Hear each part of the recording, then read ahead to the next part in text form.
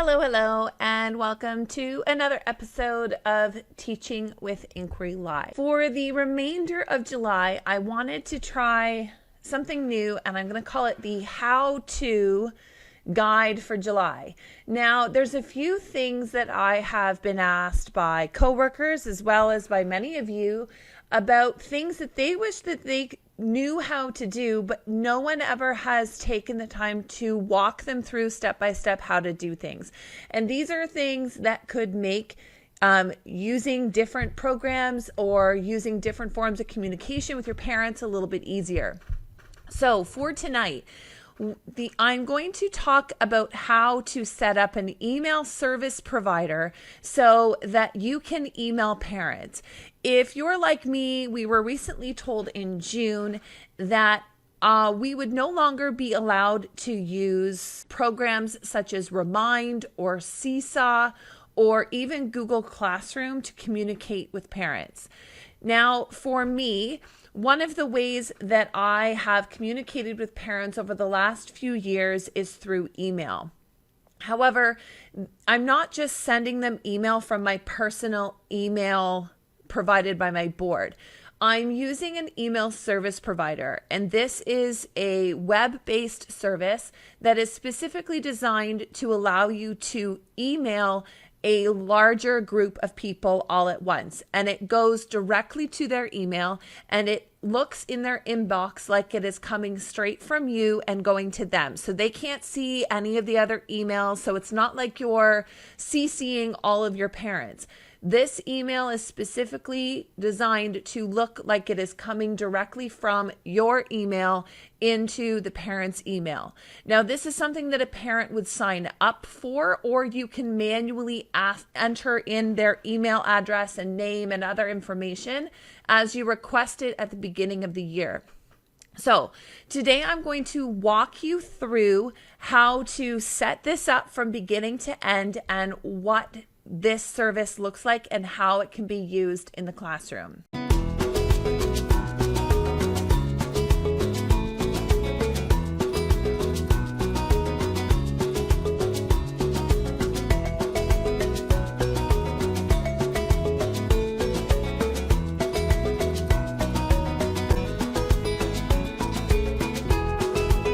So if you're new to Teaching with Inquiry Live, welcome. Thank you for joining me.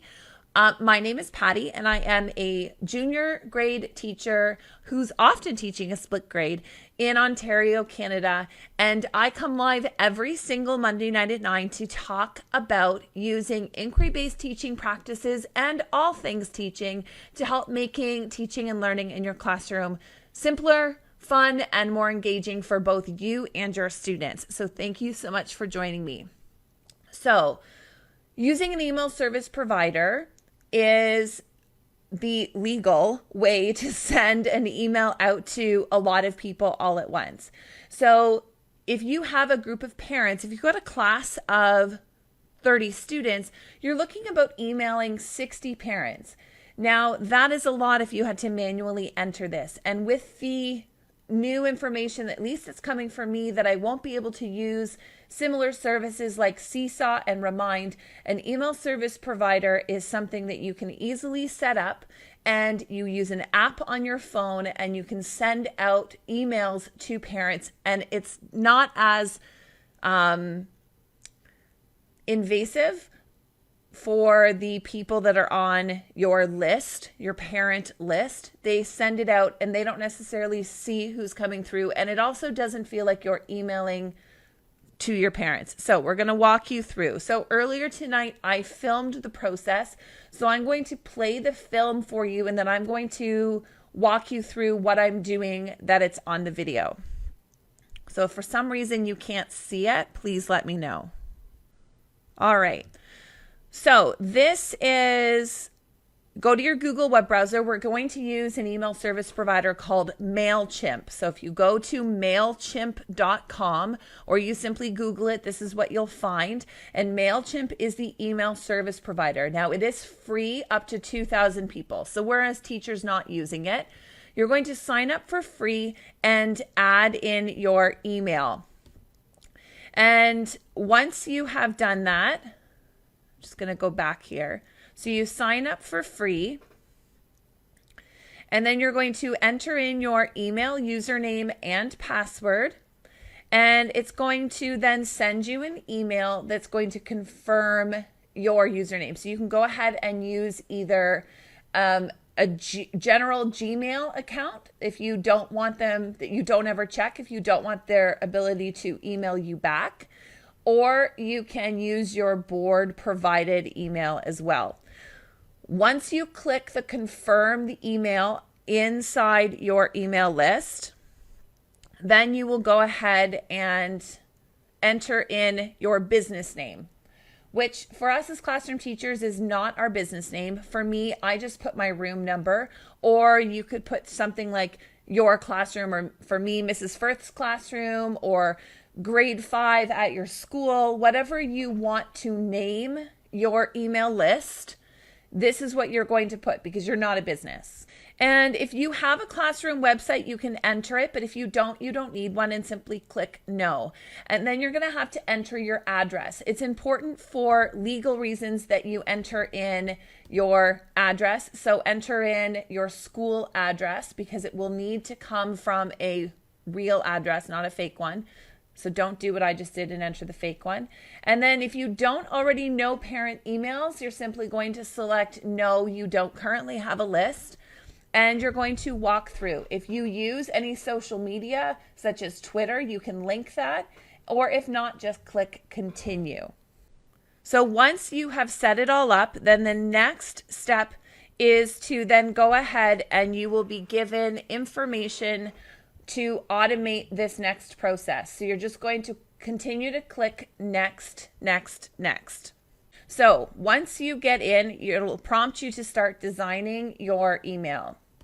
So when you do that, you will be able to create a logo, and then you will enter in your information such as news from your child's classroom. And the best part about an email service is that you can personalize it, and it automatically personalizes it for every person on your list. So you could put dear and then have their first name, or their first name and their last name. You can also personalize it to include their child's name as well. So this is just designing your template here. So you can go ahead and design what you want to say. Now for me, I'm going to be sending out email newsletters once a month. And this is automated, and because MailChimp has an app that I can use on my phone, I can email and do this entire process within the app on my phone as well and send it to my list. When you're creating your contacts in here, which I'll show you in a bit, you can go ahead and enter those in. Probably to get it set up, I would recommend using it on a computer, but while you're in the classroom and you're in the thick of it, you can do all of the actual sending of these emails right on your phone, which is great. So for me, I like to look at all of the different subject levels. Now these are templates, and you just simply click which section you'd like to add into your email list. So for me, because I want to color code the different sections, I'm actually going to pick boxed text, and I just drag it into that section, and then I can format it so that it looks a little bit different. So I can change the colors, I can change the text of what that looks like, and continue to go there. So I have math, and for the month of September, if this is my first September newsletter, I can go ahead and enter the information specifically about math.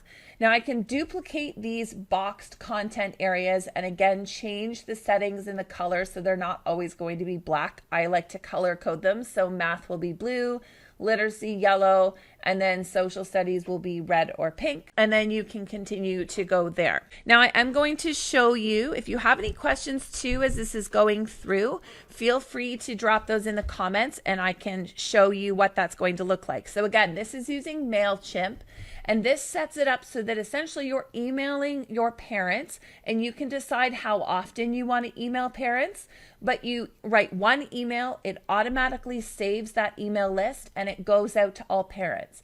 If you want to specifically send it to a smaller group of parents, you're able to do that as well.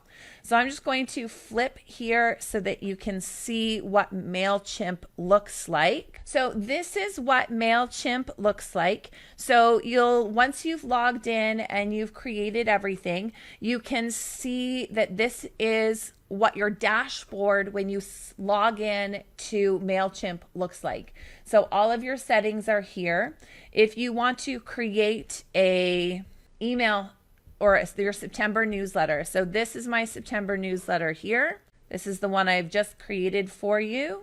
And this is what it will look like when it sends out to people. So I've created this little logo on a website called Canva, C-A-N-V-A. And I just used their templates that are on Canva to allow me to make this little icon or logo. This way that when parents get the email, they know that this is an email from the classroom. So I really like having some sort of logo or picture that's up there, and it doesn't have to be fancy or anything. This is simply just a template that I just changed the information from Canva. And then you have news. Now this is a test email, so you're not going to see their information, but you'll see that I have sample text in here, and it is color coded so that parents can see by subject level what it is they're doing. And then there's quick links at the bottom to Twitter, a link to our webpage, as well as the ability to email me back, which you don't have to add, but that's something that I want to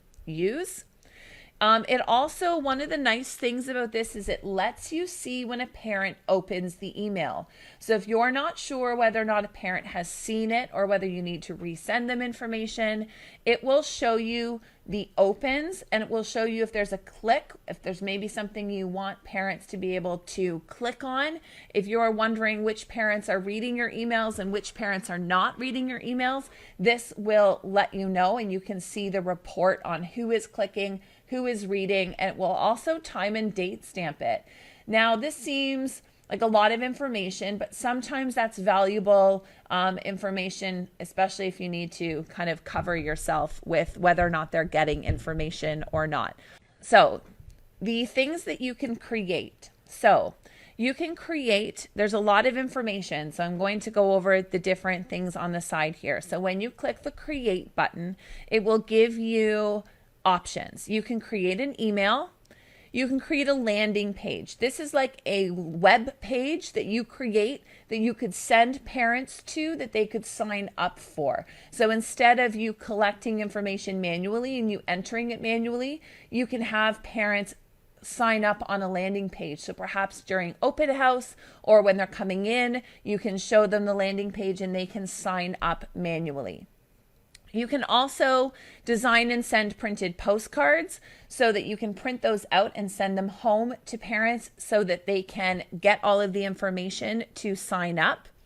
And you can also create a sign up form. So if you have a website already, you can create this sign up form, and this can be added right into your website. And again, MailChimp will walk you through all of the ways that you can do that. So if you're going to send an email, you would click on email, and a campaign is another name for an email. So it's sending an email one time is sending a campaign. And you can also send automated emails, which means you can pre-schedule when you would like emails to go out. So if there's specific emails that you want to go out before certain events and maybe you want to write them all at once, you can write them ahead of time and you can schedule them when they're going to go out to people. So let's say we're going to create an email. So we can let's do my classroom. You can create one. And the next step is that you will most likely, if I remember correctly, you're going to be choosing this information. So you would click who you're going to send it to, and your audience is going to be your email list. So right now I have 2 subscribers, which is just me, to my email list, and then you can send them off to those people. So this would be your email list, would be your parents, and it would send them to all the recipients on your list. Who is it from? You can change what it says as the subject for the email. So this could be September newsletter. And then you design your contact content, you simply click Design Email, and it will prompt you to select a template. Now, these are pre-made templates for MailChimp, so you can simply just click it. This is what it would look like, and it will pop up, and you can start adding information. So you'll see it already has some placeholders. You just click it and click Replace, and then I've already saved that logo there, and I click Insert, click the text, and then I just highlight it, delete it, and write something new, and it will show up on your email. And when you're done, you click Save and Close, and then Save and Close again, which is down in the corner, which I know my face is blocking. Now, to add parents to the list, there's a few different ways. You're going to click on Audience at the top of the page, and you're going to click Manage Audience over here on the right-hand side. And if you have parents that simply just fill out a paper-based form and return it to you with their email, and as long as on there there's a consent box that says, yes, I consent to newsletters being sent to me, then you're good to go. So they fill out the information, and as long as you have their consent on that, and you can make that yourself. I make a little letter that goes home asking for that information, as well as a little checkbox that says, I give permission for my child's teacher to email me important information about what's happening in the classroom. And also those emails could potentially be covered, but I just like to have that because I am emailing them from outside of a board service. So then you need to add subscribers. Now, if you're adding them manually, you're just going to add a subscriber, and then you simply enter in their information, their email address, their first name, their last name, and their phone number, and their child's name. This is an important one to add because sometimes parents' last names or first names don't indicate what child they are with. So it's a good idea to add child's name. You're going to have to click that, yes, that person gave you permission, and this person's already on your list. Then you can just update their profile. A tag is something you want to add if there's something special about a parent that maybe you want to have a group. So if you're teaching a split grade, this would be a great way to tag parents as to whether or not they're a grade 4 parent or a grade 5 parent. And then when you're adding those tags to them, when you're sending out an email, you can specifically say that I only want to send my emails out to those people on my list that have the tag grade 4. So you can segment and break apart your list and send them different ways. Now, you can add these tags later if you're not sure how to use them, but this is a handy way to be able to split apart your classroom audience members so that you know who they are. And then you can see stats on your email list as well. So once you have campaigns at the top, you have templates. A template is if you want to create a template so that all of your emails look the same, so it's a little bit easier to add new information every month. You can create a template. So you'll see that original template that I sent out. I have a template saved so that when I go ahead and write a new email, I just simply have to fill in the information on my template and I can edit it. And then we can go back, and it gives you different tips, but it'll give you all of the things that you're trying to do. I've sent my first email, and your landing page again is just like a static web page that people can go to and enter their information. So this is my dashboard again. So using an email service provider is, once you get it set up, is a great way to be able to quickly send out newsletters or emails to your parents, because it's designed specifically to do this. And it's used by businesses all the time to send you emails. So all of those emails you get from like Old Navy and all of the other places that you shop and give your email to, those are all email service providers. Now, you don't need to send an email out daily, but it is a quick and easy way to get information out to your parents. It also allows you to track the statistics so that you know who's receiving those emails, who's not receiving those emails. And I simply can do it on my phone during my lunch hour to let parents know kind of what's happening, which is why I really like being able to do that. And why I prefer to use MailChimp, because A, it's free. I'm never going to have 2,000 email subscribers as parents. They're only going to be my current parents. So I'm looking at maybe 60 to 70 parents at the very most. So it remains free to send out and allows you to get as much information to parents in what I would think is a quick and easy way. And it's something that parents are signing up for specifically, so they know that they're doing that. So it's not going to be something that's necessarily going to be, as far as I know, shut down or prevented from your school board because it's not, say, an app or a third party, and you are getting specific information to them because you're simply just sending an email, which parents are consenting to you sending them emails in a lot of your permission forms. And from the school, I know our attendance is all done through email, and you're getting even additional support to be able to send them that. So it doesn't appear at this point that we're going to be restricted from sending email. But doing this is a lot easier for me because it does make sure that those parents do see that information, and I don't need to rely on a third-party app, text messages, or anything like that. So I highly recommend getting started on setting up your email newsletter for parents so that you can keep them informed every month about what is happening in your classroom in a quick and easy way, on the go, on your phone. So I hope you enjoyed the first how-to video for July, and I'm going to come back and talk next week about how to set up a website for your classroom. So thank you very much for joining me, and if you have any questions, feel free to drop them in the comments, and you can also check out the blog post that I'll be putting up later this week on how to set up an email list with your parents. Thanks so much for joining me, and we'll see you next week. Bye for now.